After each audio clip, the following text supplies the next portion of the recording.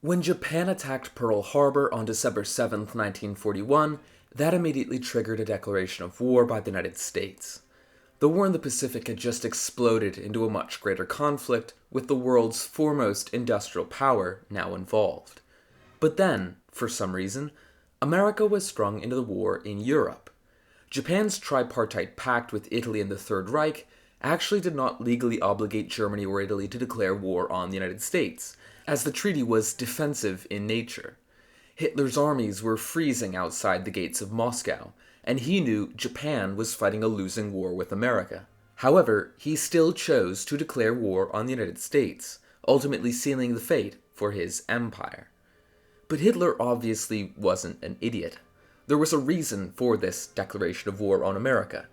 By that point, Hitler believed the United States was actually already a de facto belligerent in the war, and for good reason, too. From his perspective, President Franklin Roosevelt had spent years chipping away at American neutrality through what he saw as acts of war in all but name. Germany had watched massive floods of American tanks, food, and fuel enter Britain and the USSR, and also correctly understood it to be the primary reason their enemies remained in the fight. In the Atlantic, the American Navy was also already escorting British convoys. They had been giving orders to shoot any unfriendly vessels on sight, so American and German ships had already been trading fire for much of the war. For 2 years, Hitler had strictly restrained German Admiral Karl Donitz from attacking American shipping to avoid explicit American entry, but that didn't matter anymore. By declaring war, Hitler believed he was simply stripping away the hypocrisy of American neutrality, and forcing them to acknowledge their position in opposition to Germany. Hitler also believed that even though Japan was fighting a losing battle, he needed to keep them engaged in the conflict. The Germans were worried that if Japan fought the United States alone, they might eventually seek a separate peace, leaving the entire weight of the American industrial and perhaps military force to target Germany. Hitler mistakenly believed that a full-scale war in the Pacific would eventually, bit by bit, fritter away American industrial and military strength through distraction. Better yet, it would keep America busy thousands of miles away from Europe. However, that didn't manifest. The Germans also thought joining Japan's war could also serve to embolden Japan to strike the Soviet Union in the east, assisting in Germany's attempted invasion of that massive country. However, that Japanese invasion likewise never manifested. Finally, Hitler saw Roosevelt as much of an ideological enemy as the British or Bolsheviks. He viewed America as being captured by international finance and corporate greed. He also considered American culture to have bred a country of economic consumers incapable of true military sacrifice for a greater ideal or national identity. He famously dismissed the idea that a nation of refrigerator salesmen could produce high-quality war machinery. However, as we know, he catastrophically misjudged American capabilities. Instead of being distracted by Japan, the United States adopted a Germany-first strategy, putting their economy into total war gear, primarily focused at the European theater, and eventually producing the 300,000 aircraft and 150 aircraft carriers, a volley of steel, and all kinds of other weapons and machinery that no amount of Axis willpower could withstand. But what if all of that had changed? What if, in an alternate timeline, Hitler never declared war on the United States? Before beginning today's alternate history scenario, be sure to leave a comment and subscribe. We're currently trying to reach our goal of 50,000 subscribers in 2026, and every little bit helps the channel out. If you want to help support our content, you can watch through our extensive catalog of videos, or consider supporting your legion like our generous channel members. Thank you, and enjoy the video. In our own history, Adolf Hitler stood before a cheering chamber on December 11th, 1941 to announce that Germany was at war with the United States of America. He called Roosevelt a tool of international Jewry, mocked American civilization, and inadvertently signed the death warrant for the Third Reich. But perhaps in our hypothetical, the Wehrmacht's failure to take Moscow before winter would have sobered the German high command. General Field Marshal Walter von Brockisch was on the verge of dismissal, and the Oberkommando was producing logistical projections that suggested, by this point, that the war in the East might last into 1943. Hitler's own strategic intuition was always to avoid a two-front war, the kind of war that destroyed the German Empire in the First World War. That was part of the motivation for his rapid campaigns in the West to neutralize the Low Countries and France. So, let's presume that, for the sake of this scenario, Germany issues a statement of sympathy for Japan, condemns American imperialism in the Pacific, but does not declare war on the United States. In America, Pearl Harbor would have already united the country. The vote to declare war on Japan passed in the Senate 82-0 and in the House 388-1. American fury was volcanic and ready for action, and particularly would be directed with absolute precision at the Empire of Japan. The country wants revenge, and they want the Japanese fleet at the bottom of the Pacific, but they don't necessarily want war in Europe. Americans were already deeply intent on staying neutral as the war raged in Europe. Much of the sentiment was rooted in disillusionment with the outcome of World War I, which many citizens viewed as a catastrophic disaster that had only swapped one set of European autocrats for eventually another, and worse, produced the Great Depression. America had already recently passed a series of neutrality acts designed to legally shackle a nation from entangling alliances, which effectively brought America back to the Washington Doctrine of unstable alliances, the foreign doctrine that the United States had followed since the first president all the way until it was broken with her aforementioned entry into the First World War. Even as President Roosevelt delivered his backdoor strategy of aid through Lend Lease, the American public were focused on the economic recovery of the country and the New Deal program.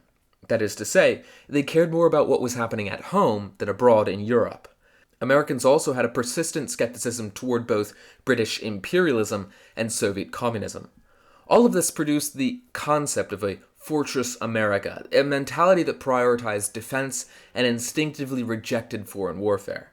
Without a German declaration of war, Roosevelt really cannot go to Congress and ask for war in Europe. The isolationist bloc were already suspicious of his Atlantic maneuvering, and would politically eviscerate him if he wanted active war against Germany.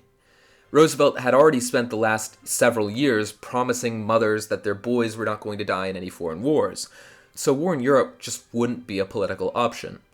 General George Marshall, the Army Chief of Staff and the most respected military mind in the country, built his strategic doctrine around industry.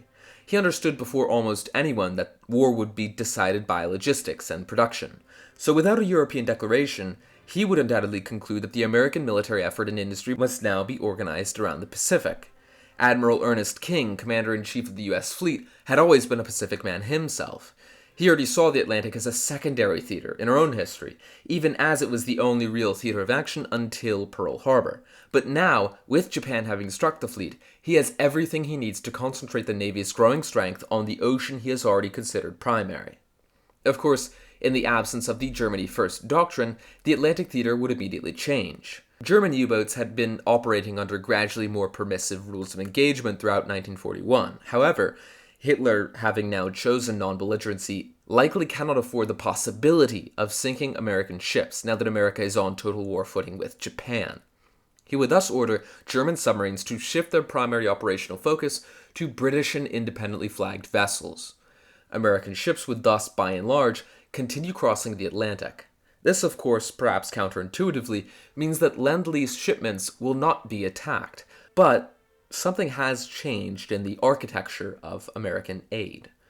Roosevelt wouldn't necessarily cut Lend-Lease, but the political pressure building around him would be to pull away from supporting Britain and the Soviet Union and to focus on Japan. Every congressman from a Pacific state, the entire Navy, and public opinion would be oriented eastward. So while Lend-Lease won't necessarily stop, it probably won't grow either, at least not significantly. Aid would continue roughly at its 1941 levels, which prevents the massive flood of American aid that supported Britain's campaigns in North Africa, and in particular, the Soviet counteroffensives late in the war. Now, within the Tripartite Pact, the silence from Germany may actually destroy the German-Japanese relationship. Japanese Foreign Minister Shigenori Togo, who had replaced the provocateur Yosuke Matsuoka by late 1941, would be outraged. German Foreign Minister Joachim von Ribbentrop had told the Japanese ambassador personally in November 1941 that there was absolutely no possibility of Germany entering a separate peace with the British or Americans, and that Hitler was adamant on joining Japan if war with America came. Hitler himself had told Matsuoka in April that Germany would promptly take part. These were explicit and, in this scenario, now broken promises given at the highest level. But Japan cannot afford to denounce Germany at this moment, because of course the last thing it needs is to add Germany to its list of enemies. But when taken with the broken Molotov-Ribbentrop Pact of 1939 with the Soviet Union, the Japanese would now recognize a new pattern of German foreign policy, that of betrayal. Germany had made a non-aggression pact with the Soviet Union, and the Soviets were at the moment being invaded. Now Germany has declined to honor an alliance when Japan needs it most. So Germany would, from Japan's perspective, very clearly not be a trustworthy ally. Intelligence sharing was never deep between these two allies anyway, and it may very well stop altogether in this timeline. The blockade-running submarines that had ferried rubber and tin from Southeast Asia to German ports would also slow their operations. Slowly, Japan would, in all but name, break away from Germany's alliance. Now in Rome, Benito Mussolini would similarly take this development poorly. Mussolini had already privately expressed disdain over Hitler. Before the Spanish Civil War, he actually saw Hitler as a threat, particularly because Mussolini was aligned with the Austrian dictator Engelbert Dollfuss, who was assassinated by Austrian Nazis before the Anschluss, or the German annexation of Austria. He was also wary of Hitler's use of drugs and erratic behavior. Beyond this, Mussolini already knew Italy was unprepared for war, and yet felt as though he was dragged into it. The Italian war effort in North Africa was already a study in overextension. Italian forces were dependent on German logistical support, which they never adequately received. Now the prospect of a fraying axis with Germany and Japan operating in mutual suspicion is not for Mussolini an abstraction. It is a massive structural threat to the only thing keeping his regime alive. By 1942, this situation would have solidified into a world of two wars, two separate conflicts, slightly overlapping, but divergent in their grand strategy. In the Pacific, the United States and the Empire of Japan would be locked in a total war. American industrial mobilization would be beginning its acceleration. The Navy would already be planning campaigns that would carry American power across the Central Pacific. Now, in our own history, the United States achieved naval parity with Japan by mid-1942, following victories at the Coral Sea in May and Midway in June, which halted Japanese expansion entirely. America's exponentially growing air and naval forces will thus find no difficulty outstripping Japan's 3 aircraft carriers and 10,000 planes. And by August, the Guadalcanal campaign would see American forces seize the island's airfield and rout the Japanese over the course of half a year, which would beckon the beginning of the island-hopping campaigns. Submarines would have sunk over 1 million tons of Japanese shipping, crippling Japan's oil supply, forcing the Japanese archipelago to resort to rationing food, and forcing the military to stall offensives. And soon, America will target the Gilbert and Marshall Islands, overwhelming Japan's dwindling forces. Beyond the warfare at sea, a silent, high-stakes arms race would also be occurring in the United States. The Manhattan Project would likely proceed as it had in our own history. Now, Britain did deliver the first steps toward nuclear research to the United States, but this was prior to the outbreak of war in the Pacific, meaning that the initial British shove doesn't go away in our scenario. But while in 1940 the American nuclear project was smaller than its British counterpart, through 1941 this position reversed as the United States increased production of tube alloys and began to enrich more uranium than the British. American officials also believed in our own history that Britain sought to use certain resources in the nuclear programs as commercial advantages. Minister Sir John Anderson, who was responsible for the secret tube alloys project, told Winston Churchill that we must face the fact that our pioneering work is a dwindling asset and that unless we capitalize on it quickly, we shall be outstripped. So because the Manhattan Project was already closing itself off from the British in our own history due to these grievances, it is not unreasonable to assume that it will likely follow a similar trajectory in this scenario to our own history. Although the primary combat theater is certainly the Pacific, the existential dread triggered by Einstein's 1939 letter to Roosevelt and the looming shadow of German theoretical physicist Werner Heisenberg's research would keep America fixed on the nuclear question. The American quest for a decisive weapon of deterrence would also remain a matter of national survival to both defeat Japan without incurring huge losses in a land invasion of the Japanese Isles, and to prevent future hostility with Germany should the Germans be victorious. Across the Atlantic, a Germany spared from the crushing weight of American strategic bombing would have intact advanced weapons programs. Historically, the development of the V-1 and V-2 rockets were throttled by fuel shortages and the destruction of synthetic oil plants by British and American bombing. But without American bombing in this timeline, a decent number of those facilities would remain intact. Of course, British bombing campaigns can still occur, and it is up to speculation whether these Wunderwaffen weapons would have even matured in time to alter the outcome of the war, but primarily, the absence of American bombers over the Ruhr Valley would grant the Reich the ability to choose. Hitler could either double down on developing this high-tech rocketry, or simply funnel those extra unbombed industrial resources directly into the Wehrmacht to stabilize the Eastern Front. The defense of Moscow in the winter of 1941 was achieved through a combination of factors that the Soviet doctrine will not be able to reproduce in this scenario. Here, the Wehrmacht is not logistically exhausted, and American war material will not be beginning to flow through Murmansk and the Persian corridor. The Red Army of 1942 is also a mass institution. Its strength is its manpower and size, and in our timeline, that size actually could be wielded properly thanks to the arrival of 409,000 American trucks, 12,000 tanks, and aluminum, which kept the T-34's aero engines running, all of which came from American Lend Lease to allow this mass force to be massive and mobile. But without the growth of Lend Lease by 1942, the difference between what arrives here and what historically arrived is a major chasm for Soviet capabilities. Stalin could press Roosevelt through Maxim Litvinov, his ambassador to the United States, for increased shipments, and Roosevelt did believe that the Soviets were crucial to preventing the balance of power in Europe from falling apart in the wake of German military power, but Roosevelt would also be personally constrained by the politics of this scenario. Unless increased aid is conditional, for example, requiring a Soviet offensive against Japan from the north, it probably won't increase. And the political architecture for the United States, and especially the military command, simply won't support more commitments in Europe. So the German summer offensive of 1942 is, in this timeline, much more successful. Historically, Hitler diverted Air Fleet 2 to the Mediterranean in early 1942 to counter British moves in North Africa and the threat of American logistical intervention in the theater. We'll get to this in a bit, but in this scenario, no such diversion necessarily occurs. The Germans would enter the summer campaign with greater weight, their strategic objectives being the Caucasus oil fields in Maikop, Grozny, and Baku. Hitler's economists have calculated correctly that the Soviet war economy is running on borrowed petroleum, and that severing this supply would cause a cascade of failure across the entire Red Army's mechanical inventory. They also would understand that Germany would eventually run out of oil, and would need either Middle Eastern, Caucasian, or synthetic oil to survive. Historically, the campaigns into the Caucasus were undermined by the Wehrmacht's own overextension, and the unexpected Soviet capacity for regeneration, fed again in part by American trucks and aluminum. Here, while the Wehrmacht is still decently overextended, the Soviets are greatly reduced in force.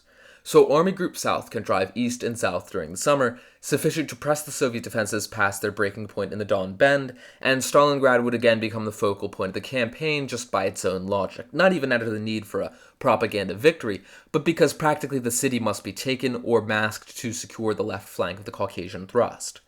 Of course, the Soviets would recognize the symbolic and industrial significance of Stalingrad and would thus pour men into Stalingrad desperately, just as in our own timeline. The difference is what happens in November. In our history, Operation Uranus, the Soviet counteroffensive that encircled the German 6th Army, succeeded because they'd spent months assembling a mechanized reserve of enormous depth, again with American supplies. The southwestern and Stalingrad fronts launched converging armored thrust through the Romanian flanks of the German position, and their speed, the ability to drive deep into the German rear before the Wehrmacht could react, was a function of that motorization. Once again, without American trucks, this flanking thrust, it can be launched, but the depth of the encirclement is shallower and slower, and the German relief effort now has more time to operate.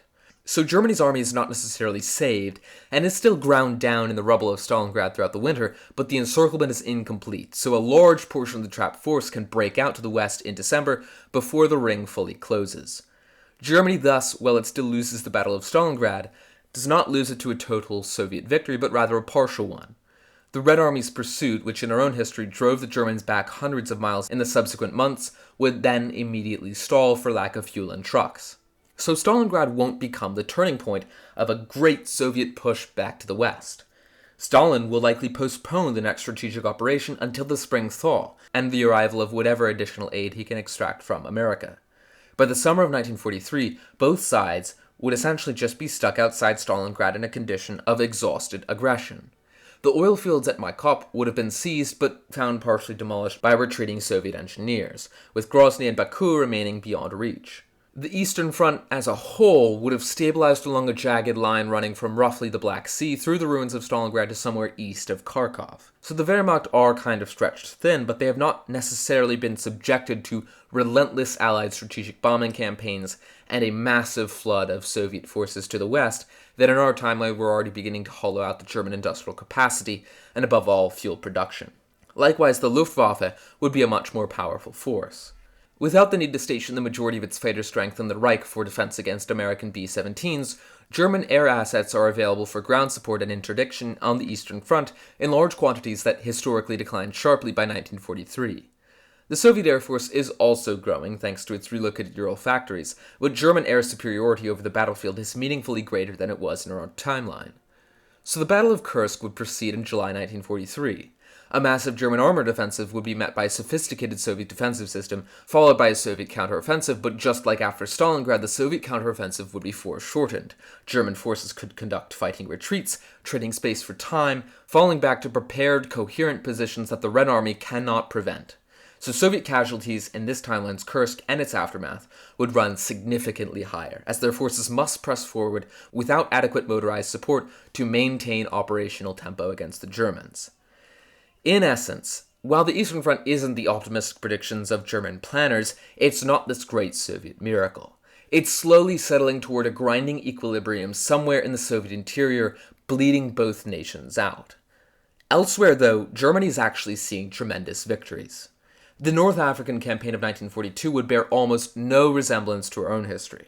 In our timeline, the British 8th Army's survival and eventual victory at El Alamein was built on 300 American Sherman tanks, thousands of artillery pieces, and the arrival of the Operation Torch invasion force in Morocco and Algeria in November 1942, which caught the Axis in a strategic trap between two Allied armies and eventually forced the evacuation of all Axis forces from the continent.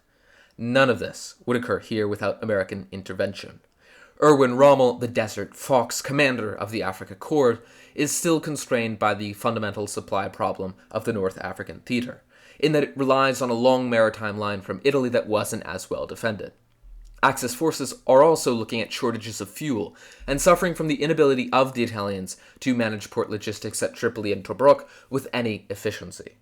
However, while those issues are still present, beyond the non-arrival of the Americans, they are ameliorated somewhat by the attention of German air assets that in our timeline were stuck on the Reich's air defense.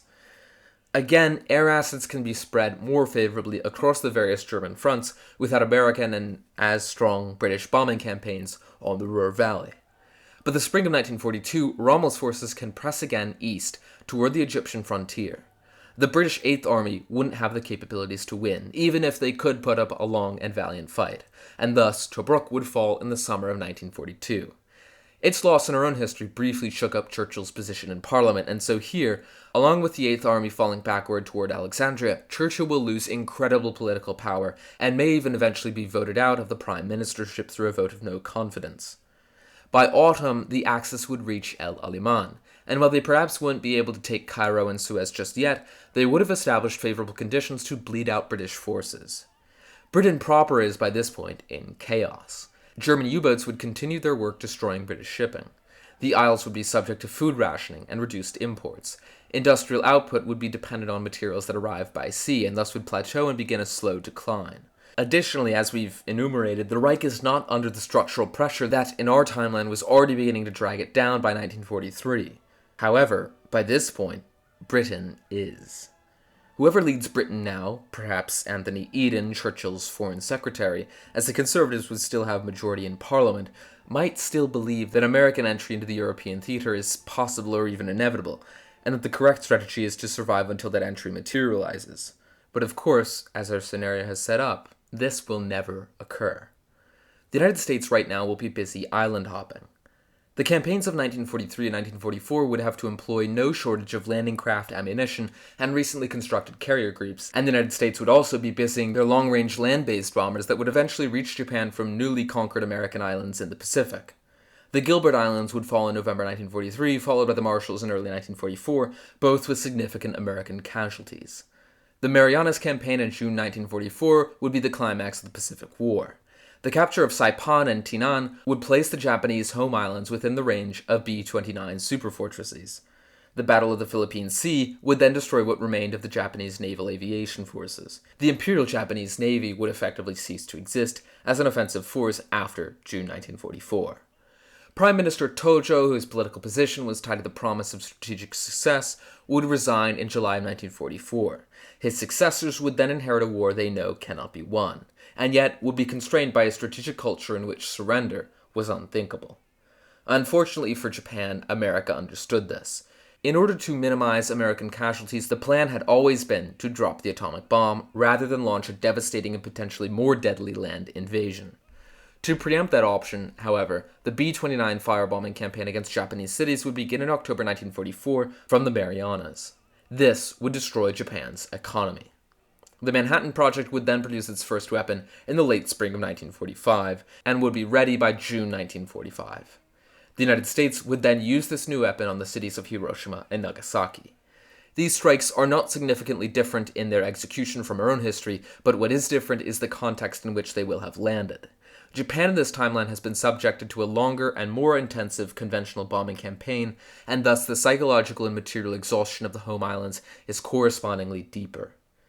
Emperor Hirohito's unprecedented decision to broadcast its own voice to the Japanese people in mid-July 1945, and then the surrender of Japan would occur on the 20th, ending the war in the Pacific. The peace in the Pacific would now be organized entirely on American terms, because America is the only power present to impose them. There are no Soviet forces in Korea, no Soviet-backed communist movement in Manchuria waiting to receive surrendered Japanese weapons, really no British military presence in the Pacific that is capable of contesting American post-war arrangements. And Australia and New Zealand would have spent the war aligning themselves strategically and economically with America out of sheer necessity. The United States would have fought this war largely strategically alone, and thus likely intends to organize the post-war Pacific accordingly. The Treaty of San Francisco would demilitarize Japan and establish American occupation under General Douglas MacArthur, the blue-eyed shogun. MacArthur historically approached the reconstruction of Japan with great care. He wanted to prop Japan up as an American ally, and was largely successful. The Zaibatsu, who were the great industrial conglomerates that had underwritten the Japanese military state, would get broken up. 4 million acres of land would be redistributed to peasant farmers. A new constitution, drafted by MacArthur's staff in collaboration with Japanese legal scholars, would be enacted in May 1946, establishing a parliamentary democracy and renouncing war under Article 9. Emperor Hirohito would remain as a symbolic figure. MacArthur understood that the emperor's authority was the most efficient mechanism for governing a traumatized and potentially volatile population of 17 million people. And it worked in our own history, and probably would here too. But, just as in our own history, the social turbulence produced by defeat, occupation, starvation, and the destruction of the established order would create a political space for movements that American administrators wouldn't like. The Japanese Communist Party had historically secured a meaningful share in the first post-war elections, and thus American officials responded by intervening to ensure the acceptable victory of Shigeru Yoshida's Liberal Party coalition. Yoshida's Yoshida Doctrine focused on building a new Japanese economy in tandem with the United States, relying on convenient American post-war grain surpluses that allowed Japan to get through a period of famine and low crop yields at home. The Yoshida Doctrine was highly successful in our own history, laying the foundation for the Japanese economic miracle and promoting industrial growth, precipitating Japan's rise to the position of the world's second-largest economy by 1968. However, just across the Tsushima Strait would be an oddly unified Korea, occupied entirely by American forces with no Soviet counterpart in the north. This Korea would become one Republic of Korea under Syngman Rhee following the consolidation of American military power in the peninsula. It would likely receive less attention and investment than the more strategic priority of Japan, but Korea wouldn't exactly be thrown to the side either. The United States invested $12.6 billion in economic aid, beginning with civilian relief and specifically focusing on building road and power infrastructure and military bases in the country. This would occur, again, in our scenario, and likely to a greater degree given the unified nature of Korea.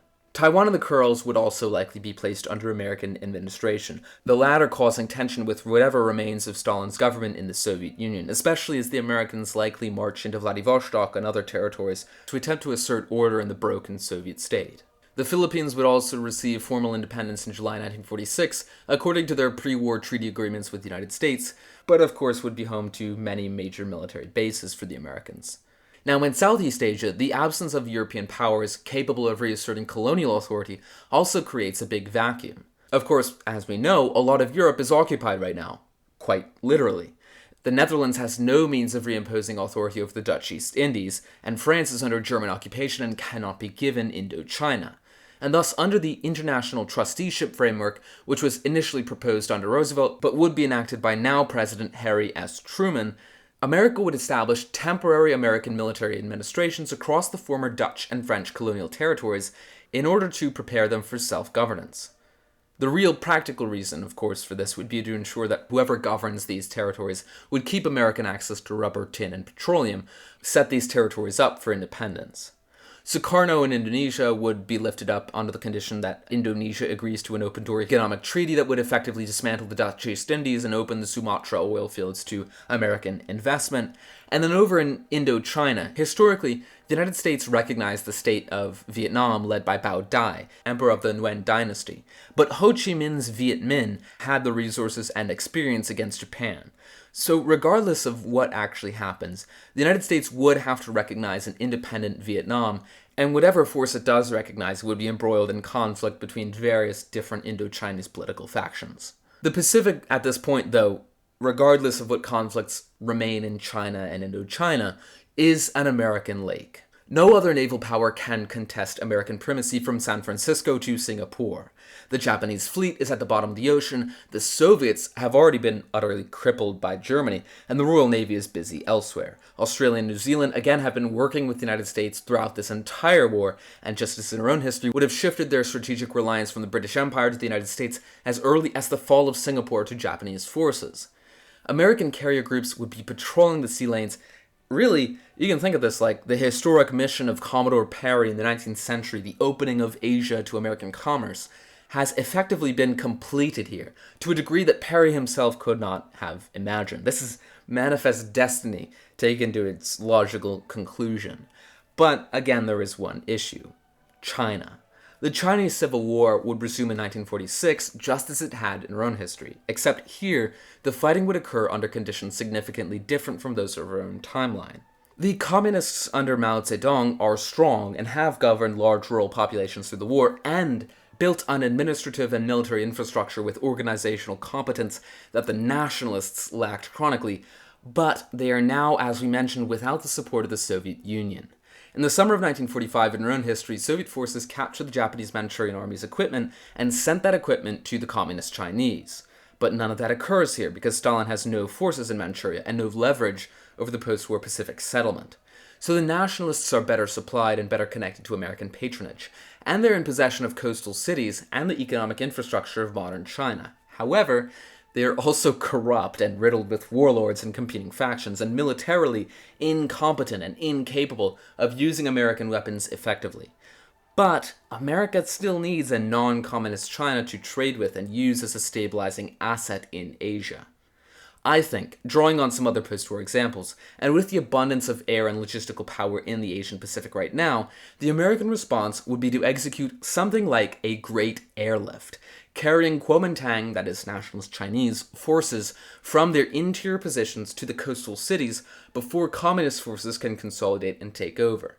So over time, as the Civil War heats back up, this would create a geopolitical partition with an American-backed nationalist China in control of the coast and the commercial centers, and then a de facto communist control of the rural interior and parts of the north.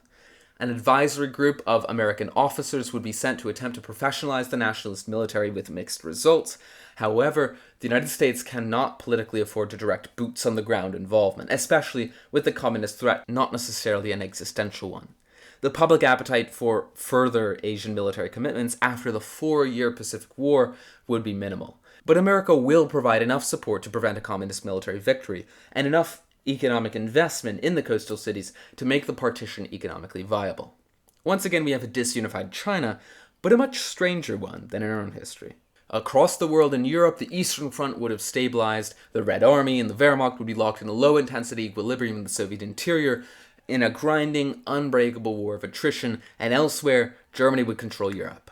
In France, Belgium, the Netherlands, Denmark, and Norway, German administration would be efficiently operating. Occupied France would actually be the most privileged of these occupied territories, as it still has a nominally French government and a degree of cultural autonomy. Ironically enough, this is because the French were not considered culturally Germanic. But on the other hand, the Netherlands and Norway would be in the process of being prepared, in a Nazi ideological language, for eventual absorption into the greater Germanic Empire. Their populations were considered racially valuable enough to be directly integrated into a greater Germany. In Eastern Europe and the occupied Soviet territories, the occupation would be brutal. These populations the Nazi racial hierarchy had designated as expendable. The Reich commissariats for the East would be organized around Generalplan Ost. The East was, to Hitler, a huge cake to be cut and consumed. Grain, manganese, and oil would flow west toward the German core, and people would, hypothetically, flow in the other direction, or simply disappear. Generalplan Ost would by this point also be in the process of partial implementation. 30 to 50 million Slavs would have been displaced, or would be in the process of displacement. The shortage of German settlers, though, willing to relocate to fortified soldier-peasant communities on the eastern steppe, would have created a major demographic problem for Nazi planners, however. These planners, particularly in the SS, would be starting to recognize this as a huge structural problem, because the empire that they have won is too large to govern, and their ethnic policies would already have generated a permanent, albeit low-intensity resistance that probably cannot ever be eliminated. However, they can't just genocide the Slavs because they need them as a workforce for the extraction of resources and to maintain this India-like economy that they were trying to build in the East. There is an even more horrific aspect to this new order, though. Without American bombing campaigns over occupied Europe, and without the Soviets marching west, we will not see the panicked covering of tracks and chaotic death marches of the later years of the Holocaust. In fact, things will be worse. Heinrich Himmler is not facing any particular urgency. The Nazis have adequate time to cover their tracks in the East and complete their extermination plans. The records would be meticulously kept and then destroyed. The immediate post-war world, whenever the war ends, and until some future historian looks into the strange and irregular ethnic population statistics in the early mid-20th century, would effectively be unaware of the Nazi genocides apart from the perpetrators, whatever survivors may remain, and the fragmentary accounts of those few outside observers who pieced together partial pictures during the war. But on the broad, the world will for now never truly understand what German victory meant in its entirety in terms of the Eastern genocides. Additionally, around this point, Britain will be at the point of surrender. The gold reserves were exhausted, and while Britain's strategic bombing campaign had achieved meaningful damage to specific German industrial targets, it would not have been enough to systematically destroy German industrial capacity, a condition that historically preceded Western Allied ground operations. The British government would have to surrender. Hitler, for his part, had no particular desire to invade Britain if the British came to the table. An invasion of Britain was planned, but was a last resort. Hitler paradoxically always viewed the British Empire with admiration, seeing it as proof that a small, racially superior group could govern vast populations and swaths of territory, with British India serving as again his model for his own Eastern Empire. He preferred a negotiated settlement that left Britain its imperial possessions outside of Europe and Egypt and removed it as a military threat to the continent, and freed Germany to concentrate on digesting its new conquered empire. Negotiating through neutral Sweden and Portugal, Britain would formally acknowledge German continental hegemony, Germany would commit to not invading the British Empire, and Britain would return the former German colonial territories in Africa lost after the Treaty of Versailles, those being Cameroon, Togoland, and Tanganyika. In his own writings, Hitler only expressed a desire to reclaim his Cameroon, and otherwise stated he had no interest in even doing anything in sub-Saharan Africa in any meaningful capacity, but other figures in his circle were interested in all three as a matter of national pride. Additionally, per these negotiations, Germany would withdraw its submarine campaign from the immediate sea lanes around the British Isles to a mutually agreed exclusion boundary. This would allow the blockade to be lifted and food to arrive once again in Britain. Italy would recognize its Mediterranean ambitions in the settlement. From a German-dominated France, Italy would extract Nice, Savoy, Corsica, Tunisia, and Djibouti, the territorial program Mussolini had publicly demanded as far back as 1938. From Britain he would receive Malta and Somaliland. the former being an island fortress that Italian bombers had spent years failing to neutralize. That, in particular, would be a symbolic vindication that Mussolini could present to his domestic audience as proof the sacrifice had been worth it. But though it is not everything he had dreamed of, it is enough to call a victory. Now, whether his domestic audience believes him in the years after is another question, but Italy has paid in blood and treasure for a war it was never prepared to fight, in service of an alliance that actually nearly abandoned it. And it might not feel particularly well compensated, but Mussolini has his parade for now. And for now, that is sufficient. Egypt would be made nominally independent, but with permanent German and Italian military advisors in place to truly manage things, and the Suez Canal under practical Axis supervision. In the Levant, Hitler tended to defer to the Arabs, and would likely allow perhaps France to retain Syria, although this also is not guaranteed. Really, the Levant would just be a secondary consideration that might end up in an equally confusing settlement, the post-war settlement in our own history. Of course, as a result of all of this, Britain has effectively withdrawn from the continent as a military power. Europe is German, and the British Empire that remains in southern Africa, India, Australia, and the fragments of Southeast Asia that American soft power has not yet absorbed, is an empire that no longer has the economic strength to sustain itself. By the end of 1946, two major powers would rule. In the East, across the entirety of the Pacific, the United States would preside over a maritime commercial empire that, for one, could theoretically be entirely economically self-sufficient, but additionally would operate through institutions and not direct military occupation, a luxury that the Germans do not quite have. America's empire would sustain itself through open-door treaties and friendly governments, with the occasional political intervention to make sure those governments stay friendly. It is an empire that of course calls itself something else, because Americans have always been more comfortable with power that doesn't necessarily need to announce itself. But the Pacific Fleet, even if it is scaled down after the war, would remain the largest naval force in human history, and the tool of this American soft empire.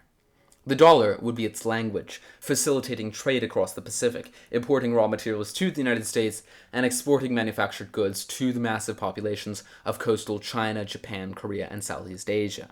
America's nuclear monopoly would also be a deterrence and the beginning of a stockpile being built against an uncertain future. In the west, across the continent from the Atlantic to Middle Russia, Germany would preside over a landmass of enormous potential that is converting itself into something less than the sum of its parts. The Reich is not stable. It is large and heavily armed, but permanently besieged by whatever polities continue to exist in the collapsing Soviet Union. For now, Western Europe might actually be decently stable as Germany consolidates its empire, but resources would continue to bleed to the east as the Germans bite off far more than they can chew, building up new administrations and infrastructure in the wastes of the former Soviet frontiers.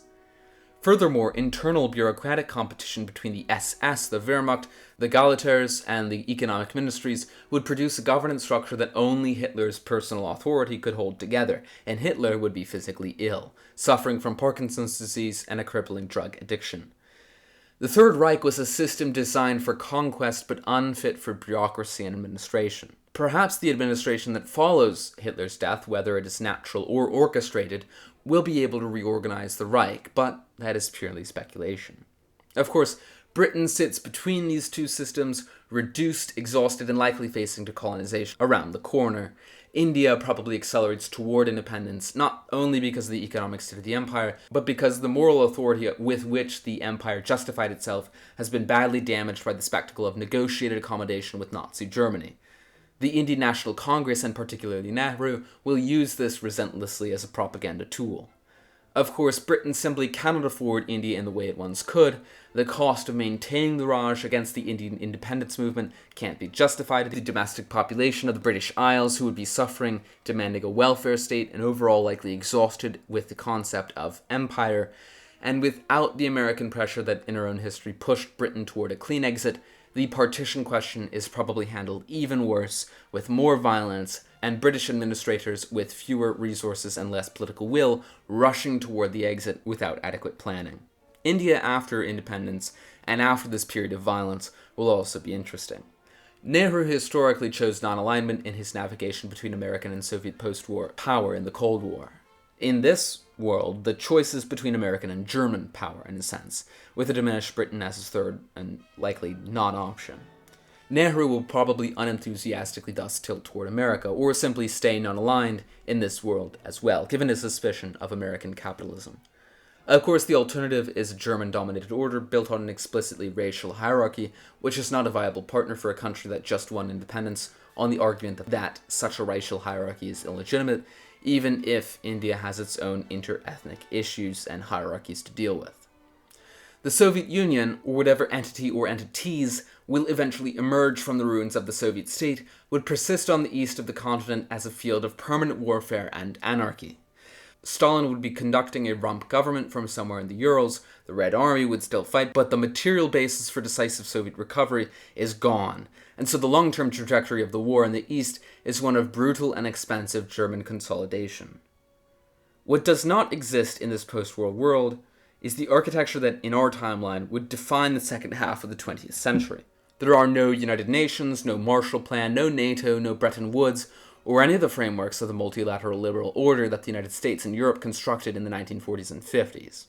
What does exist in its place is a balance of power between a continental and a maritime empire, both powerful, one weary, and both expecting conflict in the future.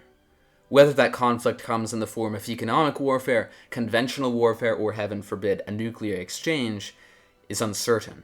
But that's where I'll be leaving this scenario for today. As always, let me know what you think will happen next. If you enjoyed this video, or have any critiques or notes, be sure to leave a comment for the algorithm, and subscribe if you want to see more content like this. You can support us by joining our Discord, or by becoming a channel member with the join button below. Thanks for your time. This has been the US of Z, signing out.